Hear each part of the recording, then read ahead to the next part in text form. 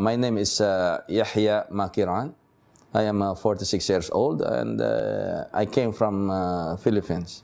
Before Islam, I cannot recall any incident in my life that I have followed Christ, the real Jesus, the Son of Mary, who is a prophet of Allah. But what I follow is the doctrine of the Catholic Church where I grew up. And I used to teach children about some basic belief of the Roman Catholic Church. And we belong to, as we say, some people who belong to church. My mother and father were some, they belong to the committee of the church, and my brother is a priest. We Filipinos, although we are short in height and small in the body structure, but we love boxing and basketball, as you know that. We have Manny Pacquiao. We love boxing. So my wife gave birth to my third son. Before I let him to be baptized, I was thinking of what name to give.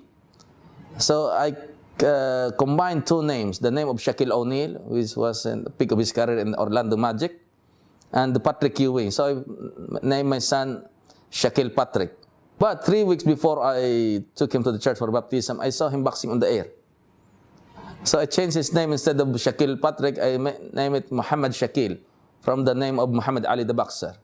And then my wife, people are asking her, "Are you Muslims?" She said, "No, we're not Muslim. Why his name is Muhammad?" So my wife asked me, "Who is Muhammad?" I said, "He's a boxer, Muhammad Ali." I kept asking one friend of mine, said, "Muhammad is a prophet." What is a prophet? It's not in the Bible. I don't know him. So what he did, he lent me a book. The title of that book is Muhammad in the Bible. That was written by Abdul Ahad Dawood, who used to be a Presbyterian church bishop. He became a Muslim. So what I did, I took this book and I took my Bible, comparing whatever verses of the Bible that was mentioned in that book with my Bible, because I have a doubt about this author, and maybe he's just making up stories. So every verses that he mentioned in that book confirms my Bible. So I said, "What is this?" So I keep on reading that book, and I stopped believing that Jesus is God or a son of God. And I start to believe that Prophet Muhammad ﷺ is the last prophet that was sent by Allah. I was hesitating because my brother is a priest.